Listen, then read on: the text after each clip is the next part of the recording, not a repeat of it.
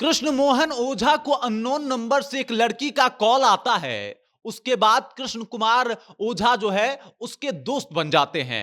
लड़की इसी दोस्ती का फायदा उठा के लड़के से कहती है कि तुम जो है ट्रेडिंग में इन्वेस्ट करो।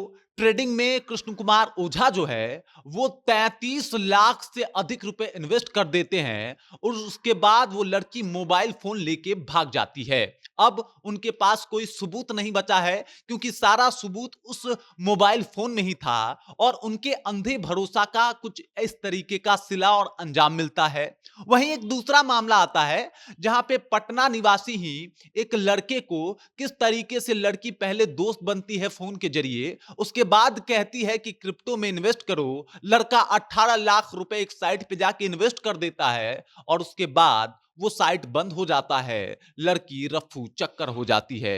एक और मामला इसी से मिलता जुलता हुआ है और ऐसे दर्जनों मामले हैं। पिछले 2 दिनों में पटना में 3 करोड़ रुपए की ठगी हुई है और अगर आप सावधान नहीं हुए तो भाई साहब आपका अगला नंबर है। जीवन भर की कमाई बस 2 सेकंड में चली जाएगी। पूरे प्लानिंग के साथ जिस तरीके से इस काम को अंजाम दिया जा रहा है, पीछे कोई सबूत भी नहीं छोड़ पा रहा। मतलब साइबर विभाग भी हतप्रभ है कि आखिरकार बढ़ते हुए साइबर क्राइम को पटना में रोका कैसे जाए। महज 2 दिनों में 3 करोड़ रुपए की ठगी, ये कोई आम ठगी नहीं है। लेकिन आखिरकार इतनी बड़ी ठगी हो कैसे जा रही है? आखिरकार कौन ऐसे मामले हैं, किस तरीके से फंसाया जा रहा है, सब कुछ आपको आज विस्तार पूर्वक समझाऊंगा। और शायद जब आप ये वीडियो पूरा देख लेंगे तो आपको कोई साइबर ठग कभी दोबारा ठग नहीं पाएगा अगर आप कुछ नियमावली का पालन करें तो। पूरी कहानी आपको बताऊंगा लेकिन उससे पहले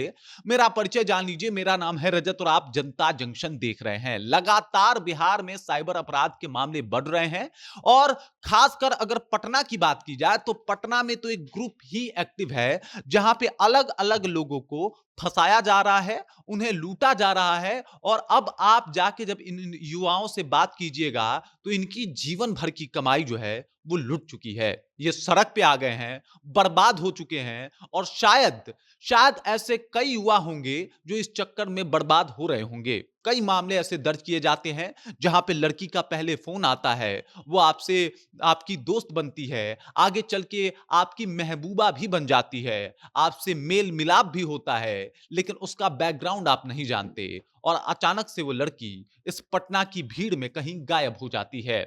ऐसा कई मामला आया है जहां पे सोशल मीडिया पे मित्रता होती है, बात वीडियो कॉल तक पहुंचता है। लड़की कहती है कि तुम अपने कपड़े हटाओ और उसके बाद जैसे ही कुछ ऐसा होता है, लड़की उसका वीडियो बना के आपको वापस भेजती है और फिर शुरू होता है ब्लैकमेलिंग का वो दौर जो कभी समाप्त नहीं होता। ऐसे कई मामले हैं जहां पे लड़की फोन करती है और कहती है कि तुम इस चीज में इन्वेस्ट करो, मैं तुम्हारे साथ हूं, मैं भी अपना पैसा इन्वेस्ट करने वाली हूं। और कई तरीके से आपको समझाने का प्रयत्न करती है और जैसे ही आप उसके झांसे में आते हैं उसके बाद आप जो है वो लुट चुके होते हैं। ऐसे कई मामले हैं जहां पे कोई पुलिस वाला बन के आपको कॉल करता है, आपके ऊपर ईडी की सम्मन और छापेमारी की बात करता है, आप घबरा जाते हैं, उसके झांसे में आ जाते हैं, आप अपना बैंक डिटेल्स दे देते हैं और उसके बाद आपके जीवन भर की कमाई बर्बाद हो जाती है। एक झटके में सब कुछ बदल जाता है, एक झटके में सब कुछ समाप्त हो जाता है। जिस रूम में आप आलीशान तरीके से रह रहे थे, अगले ही पल उस रूम के भाड़ा देने के लिए आपके पास किराया तक नहीं बचता। आपके पास इतना भी नहीं बचता कि आप कोई दूसरा काम कर सके या फिर अपना ये दुख किसी को बता सके। स्थिति इस तरीके से बद से बदतर हो गई है पटना में, जहां पे आए दिन लाखों करोड़ों की ठगी चल रही है।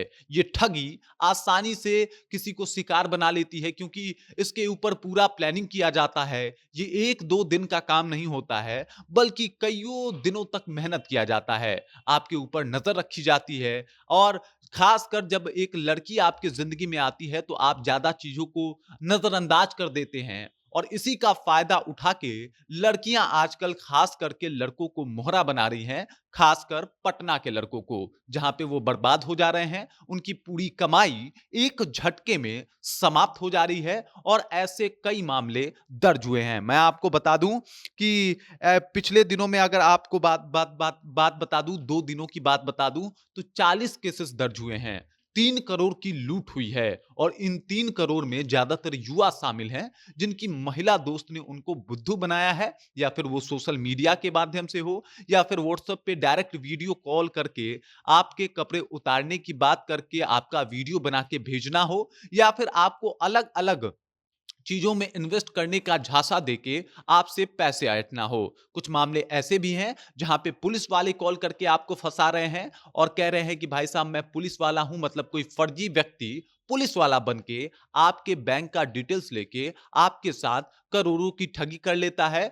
तो कोई ईडी का अधिकारी बताता है खुद को, तो खुद को कोई बैंक का अधिकारी बता के आपको लूट लेता है, जबकि बैंक हमेशा से यह हिदायत देती है कि अपनी सीक्रेट जानकारी आपको किसी को नहीं देनी है। अक्सर हमारे साथ होता है कि या तो हम लोग दोस्ती में आके, या फिर हम लोग प्यार में आके, या फिर लालच में आके ऐसे कदम उठा लेते हैं। मैं आपको बता दूं कि कई ऐसे कदम हैं जहां पे आपको लॉटरी का झांसा दिया जाता है कि आपकी लॉटरी लगी है। फिर आपसे धीरे धीरे करके कुछ पैसे इन्वेस्ट करवाए जाते हैं, फिर आपका बैंक डिटेल्स लिया जाता है और उसके बाद आपको पूरी तरीके से बर्बाद किया जाता है। फिर उस वक्त ये लोग आपके लालच का फायदा उठा रहे होते हैं, जो आपको एकदम से अमीरी का भूत चढ़ा होता है उसका फायदा उठा रहे होते हैं, चाहे क्रिप्टो में इन्वेस्ट कराने के नाम पे, ट्रेडिंग के नाम पे, या फिर आपके लॉटरी के नाम पे। वहीं दूसरी तरफ आपको प्यार में ठगने का काम करते हैं, प्यार के ऊपर झांसा देते हैं, और प्यार का झांसा देते देते कब आपसे क्या करवा लेते हैं इसका अंदाजा नहीं लगता। तीसरी तरफ आपको डरा के, आपके मन में भय बैठा के कि पुलिस आपके घर पहुंचने वाली है, छापेमारी तो होके रहेगी, और उस डर का भी फायदा उठा लेते हैं।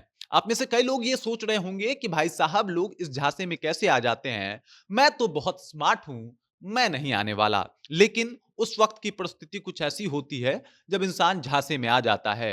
किसी से 3-4 महीने की दोस्ती हो तो उस पर भरोसा करना लाजमी है। अगर ईडी थोड़ी बहुत सही जानकारी, अपने आप को ईडी बता के थोड़ी बहुत सही जानकारी दे दे, तो उसके ऊपर भी हम लोग भरोसा कर सकते हैं, और इसी भरोसे का फायदा उठा के वो लोग आपको बर्बाद कर देते हैं। देखिए, आपको कुछ नहीं करना, कुछ कामों का ध्यान देना है, और उसके बाद कोई भी फर्जी लोग आपको साइबर क्राइम का शिकार नहीं बना सकते। पहला है, अननोन नंबर से वीडियो कॉल आपको रिसीव ही नहीं करना है। दूसरा है, रिसीव कर लिए तो कुछ भी ऐसा नहीं करना है जिससे आप फंस जाएं, मतलब आपको उकसा सकते हैं बैंक डिटेल्स के लिए या फिर आपके कपड़े उतारने के लिए। ये काम आपको नहीं करना है। अननोन लिंक या कोई भी लिंक पे आपको क्लिक नहीं करना है।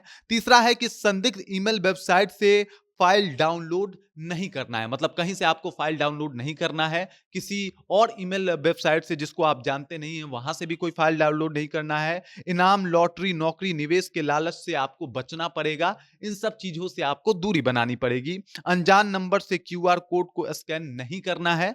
अनजान नंबर से अगर कोई क्यूआर कोड आए तो ओटीपी, पासवर्ड, पिन नंबर ये आपको कतई शेयर नहीं करना है। अगर कोई बैंक अधिकारी बन के भी बोले तो आपको ये काम नहीं करना है।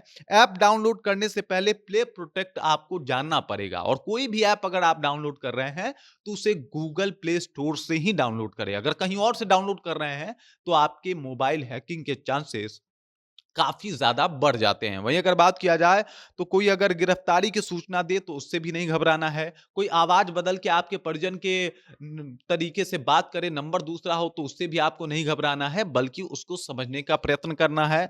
पुलिस अफसर बन के कोई फोन करे तो उसके ऊपर बिल्कुल भरोसा नहीं करना है, और उनको कहना है कि आप चलिए हम आपसे थाने में मिल लेंगे या कोर्ट में मिल लेंगे। ऐसे फोन पे कोई बात नहीं होगी।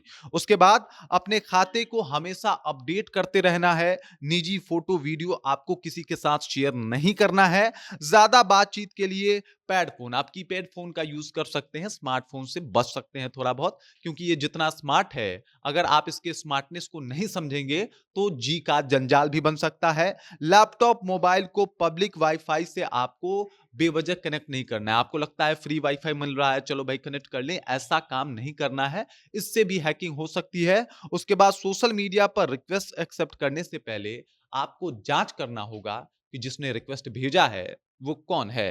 किसी ऐसे से आपको दोस्ती नहीं करनी है और इन चीजों से अपना बचाव करना है, तब जाके आप सेफ महसूस कर सकते हैं। वरना कुछ ही मिनटों में आप बर्बाद हो सकते हैं, कुछ ही मिनटों में आप हर तरीके से डैमेज हो सकते हैं, मतलब फाइनेंशियली, फिजिकली, मेंटली, हर तरीके से आपको परेशान किया जा सकता है। साइबर फ्रॉड वालों ने एक नया धंधा अपनाया है। इस धंधा को रोकना है तो आपको जागरूक, सतर्क बनना पड़ेगा। बाकी इस खबर, इस जानकारी को लेके आप क्या सोचते हैं? आपके ज़हन में क्या कुछ चल रहा है?